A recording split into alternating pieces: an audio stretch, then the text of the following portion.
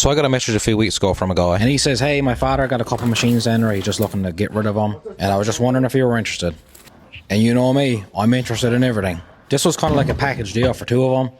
Both of the machines have been sitting for some time. So I ended up scoring this Polaris Sled and this 85 Trike for just $1,200. If you haven't seen the Trike video yet, check that one out too. That's what you call a real barn find. So yeah, this is a 2001, I believe, Polaris Sport Touring 550. It's a fan-cooled engine. And today we're going to get it going and put it up for sale. I'm pretty confident that this is a very healthy engine and a great skidoo, but we're going to check the compression. It says here that there's like no gas in it, it's on empty. So I'm just going to chuck some fresh gas in here and we're just going to try to fire this thing up. I'm hoping that I don't have to clean the carburetors. I'm hoping that this is going to be a quick flip. Just get it going. I'm probably going to have to replace that battery. After we get it going, we'll take her out for a good shakedown test drive. We do have snow now, so we can give her a rip. Okay, let's just start here with a quick compression test. Believe it or not, this is actually the first Polaris snowmobile I ever own. I pretty well own everything else, but I've never bought a Polaris.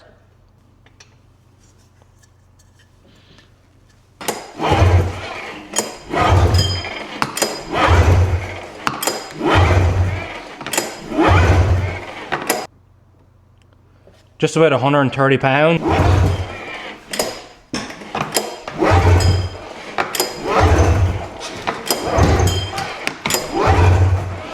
And the same thing on the other side, just about 130 pounds. So the compression is pretty well spot on. I don't know the exact spec for the snowmobile, but I'm gonna call 130 good and healthy. Let's pop the plugs back in now and check for a little spark. So what I'm going to do here, actually to make this a bit easier for me, is I'm just going to hook up a booster pack here, and then I can turn over the key and I can check for spark here and I can film it sensibly. So let's do that. Electric start works. Let's check for spark.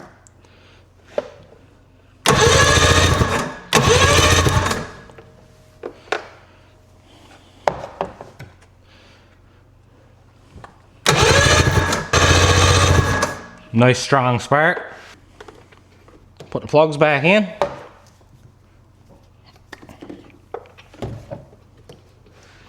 I'm pretty confident that I'm going to be able to just put some fresh gas in here.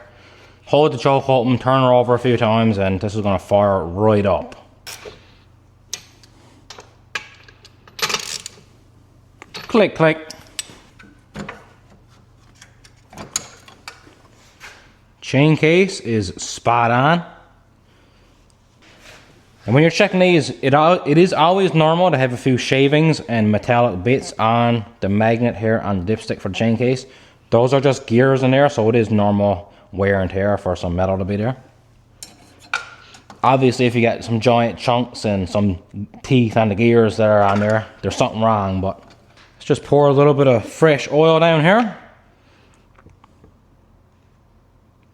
Make sure this all works.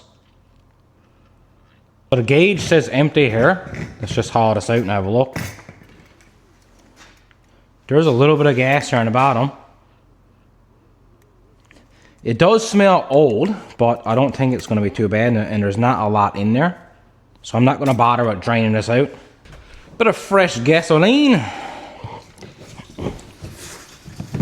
Oh my God, what a mess.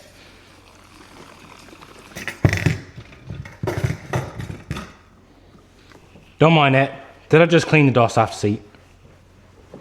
Cross your fingers. Choke is on. Key is on.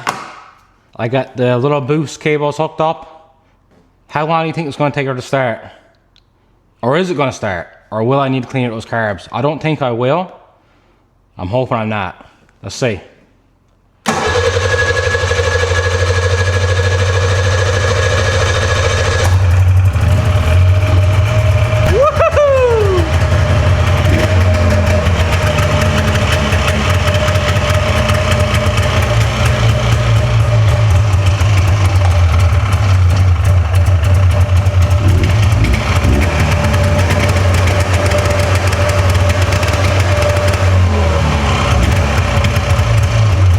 According to the smoke here, I'm just going to go ahead and say that the oil injection is definitely working.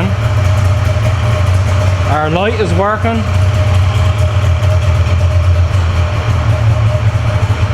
Rear light is working.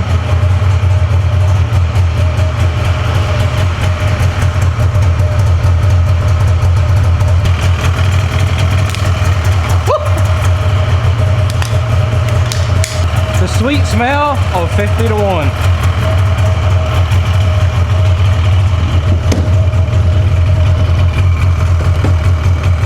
We're going to go out now and try with our reverse. The electric start does work, but I'm probably going to pick up a battery and chuck in it.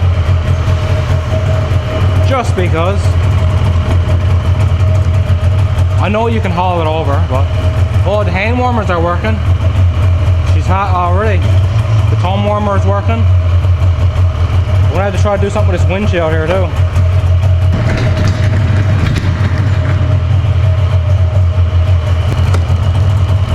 See if that reverse works.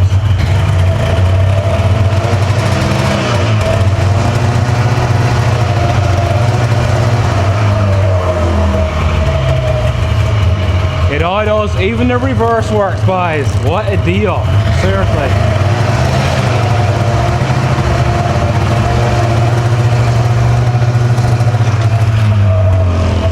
You know what time it is. Time to take this whole thing for a rip.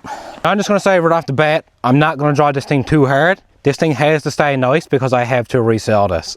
To recoup some of the money I spent a couple videos ago. And to also allow me to buy more projects and other things.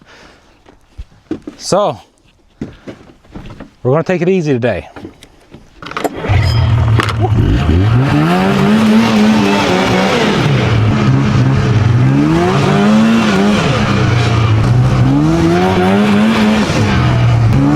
I believe I can fly. She's a certified ripper.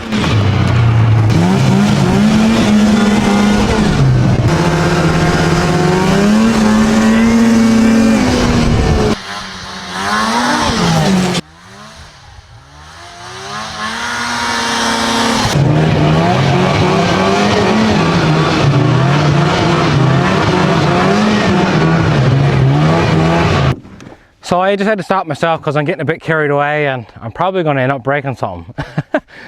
So let's finish fixing up this windshield here. I think it just needs a couple clips in it, honestly.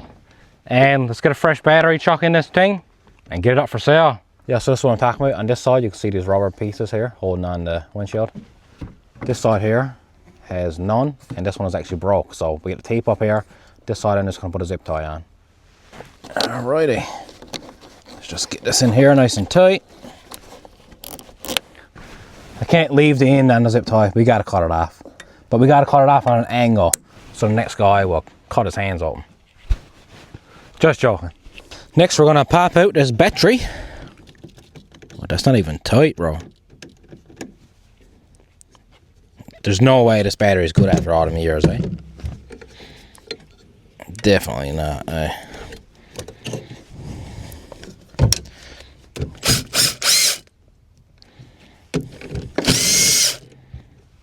Okay.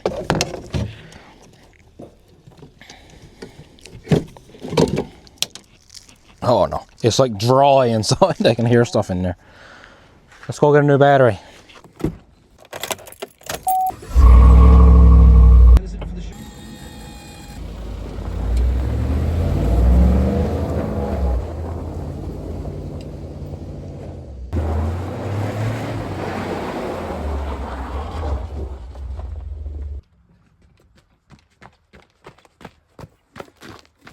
$130 later, we get a brand new battery. He's already charged up. We just gotta chuck it in her and get it up for sale.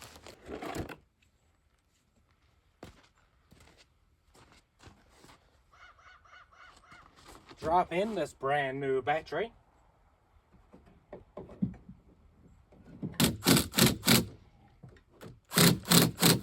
Click, click, make sure it works.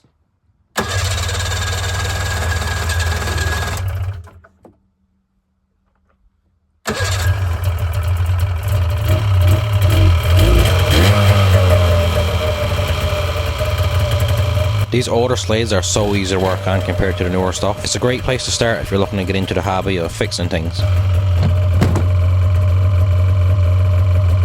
So this thing is pretty well ready to go. It runs good, it drives good. We got a brand new battery on it.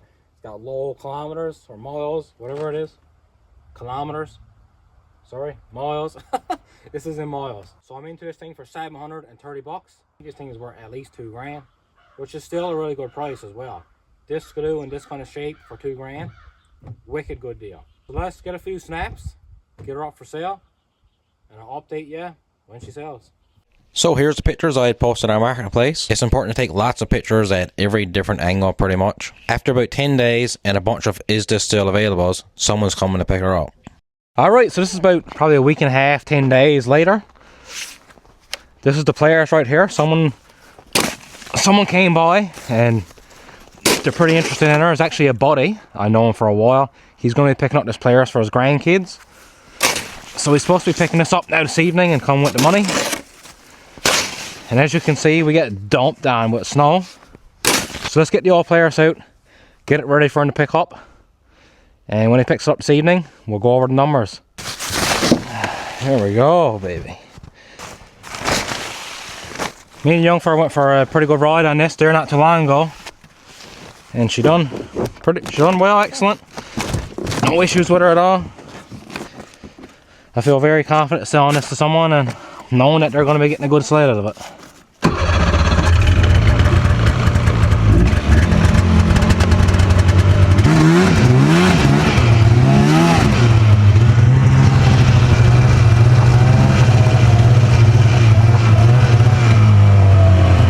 You don't need ramps to load her up when you got big snowbanks. Load her up!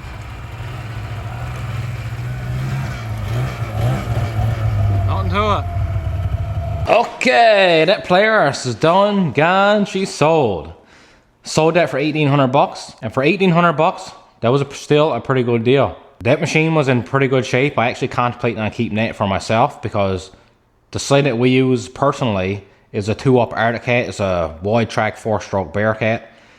It's in pretty hard shape right now, honestly, because, well, I own it. So it's completely hauled. So I bought that Polaris and this Trike right here for 1,200 bucks as a package deal. I'm keeping this Trike because it's just in really good shape and I always wanted one. So I'm probably just going to clean this up and I'll have this probably till I'm dead. So I sold that Polaris for 1,800 bucks.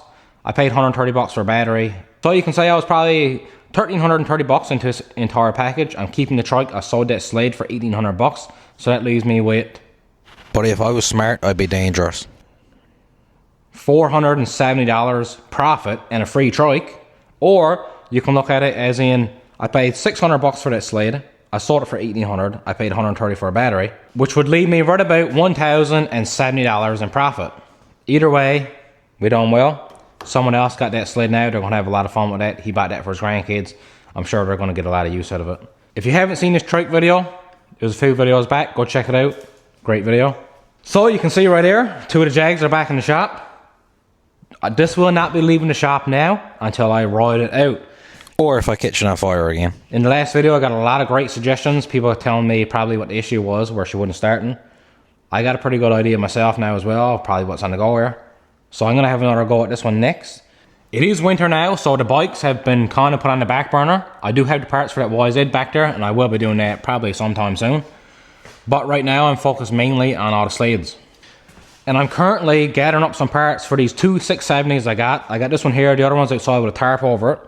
I need carbs, the DPM module, probably some other stuff. This one here needs a windshield as well. And hopefully within the next month or so, I'll have all the parts for these 670s and I'll be able to do these up as well. That will be sick. And after I button up that Jag, I'm probably going to have a go at this Tundra too. A few people have been asking about this one. And I'm also always looking for new projects to pick up. I do have something else lined up, and if it does work out, it's going to be so sick. It's an awesome machine, and I'm really hoping that it's going to work out. So stay tuned. There's a lot of good content coming. If you like the content, hit the subscribe button. Thanks for watching.